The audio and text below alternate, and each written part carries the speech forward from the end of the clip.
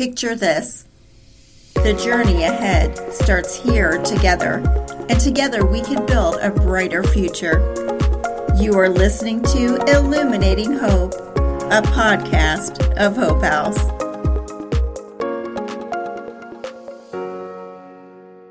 Welcome back to Season 4 of Illuminating Hope, a podcast of Hope House. I'm Tina Johnson. January is Stalking Awareness Month. Today we're starting a short but very important series, understanding the 5 types of stalking. Stalking is often misunderstood.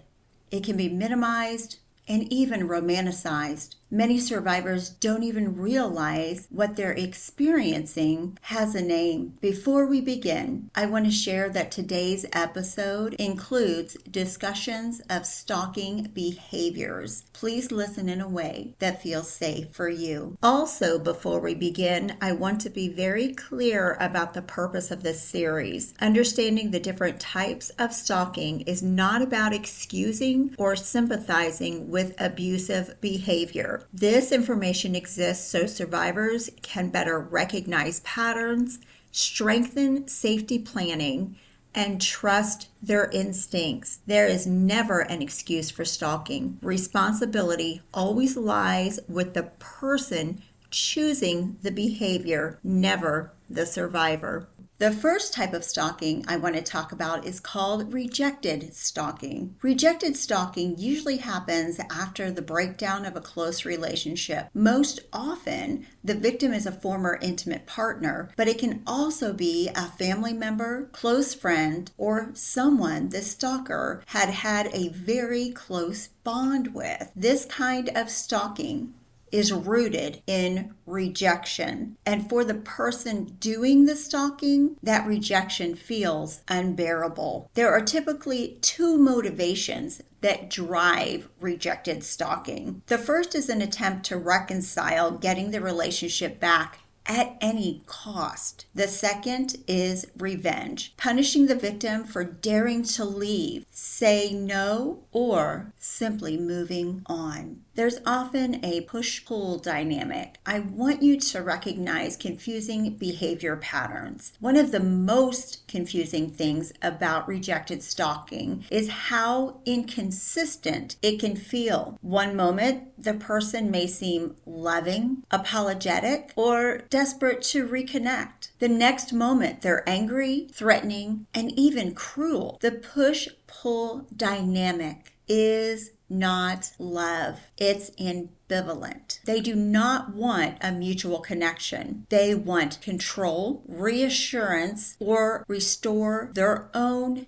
damaged sense of self. Why does stalking continue? In long-term cases, rejected stalking can continue long after any chance of reconciliation is gone. For some stalkers, the behavior becomes a substitute for the relationship itself. If they're watching, contacting, or monitoring the victim, they still feel a connection. For others, stalking becomes a way to salvage their own self-esteem. Instead of processing rejection in a healthy way, they externalize the pain, blame the victim, and try to regain that power and control. There's something I want to pause and note here, and that it's important for survivors to understand. None of this means the victim caused the stalking. Rejection does not create abuse. Abusers choose abuse. So what does this look like in real life? I'm going to share some practical recognition without listing tactics that will teach harm. So rejected stalking may look like constant calls, texts, or messages after being told to stop, showing up uninvited at someone's work, church, or maybe their social spaces, monitoring social media, or using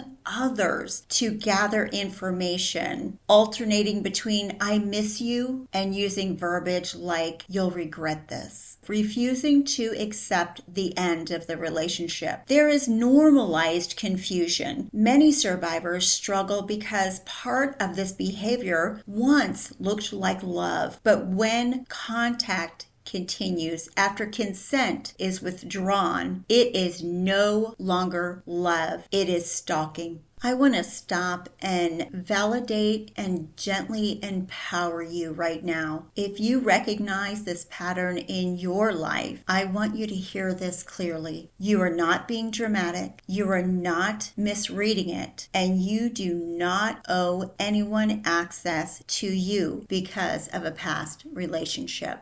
In the next episode, we'll talk about another form of stalking and why the type matters when it comes to safety and support. Sometimes stalking isn't about wanting the victim back. It's about punishing the victim for saying no. The resentful stalker is driven by anger, entitlement, and the belief that they have been wronged.